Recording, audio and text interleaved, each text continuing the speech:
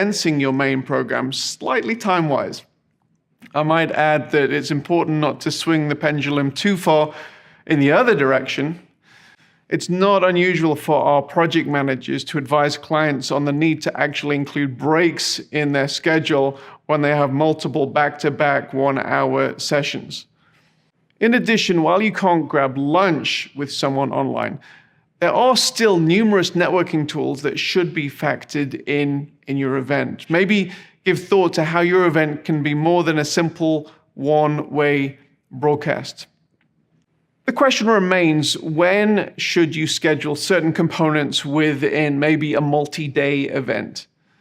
Now, there are no hard and fast rules. You know your audience, and we can have constructive conversation about that. But we typically see a few general rules that are different than in person. We often see spikes at the beginning of an online event in a much greater way than we would in an in-person where people may arrive late. And then, as with in-person event, we will see spikes when top bill presenters, music acts, or VIPs are on stage. And so hopefully that's helpful as you start planning and thinking about the timing and the duration of your event. So that's pretty much all there is for this section. So let's go through our checklist.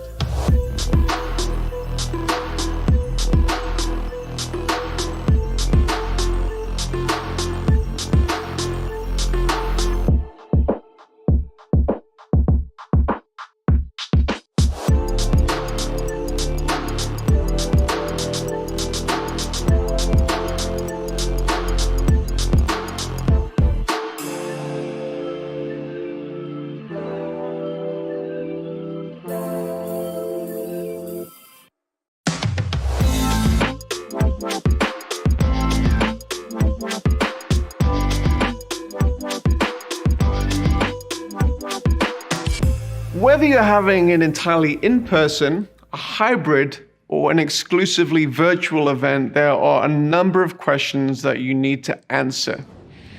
One of the first questions is related to venue and production. Often this seems to be answered more easily for in-person than online events. It's natural that if you're having an event for, say, 15 people, you may choose to have it in a boardroom and ensure there are enough snacks and refreshments in the room for the duration of the meeting.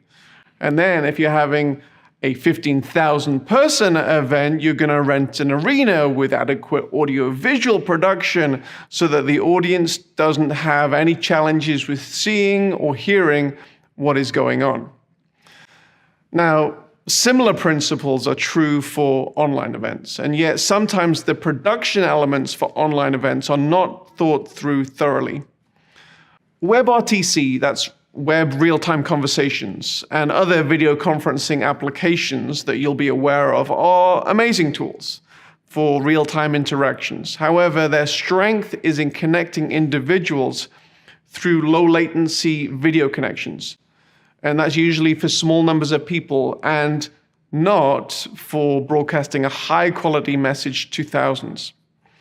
Now, if you're having a 15-person boardroom meeting and you wish to take it online, then utilizing such WebRTC, Zoom-type applications is the right choice. If you're broadcasting a message to thousands, however, using a low-latency application is probably not the right choice.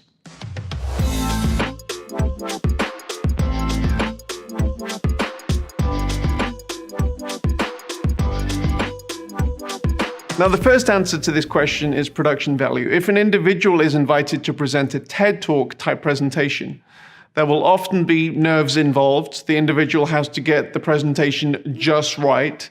There are numerous books on the market of how a person can do this effectively. In addition to the person's presentation and how they look on the day, the presentation is typically given on a thought-out, clutter-free stage with high-quality cameras placed perfectly, lights, audio, visual, which mean that the only thing that is focused upon is the message itself. Everything is just right to present that message.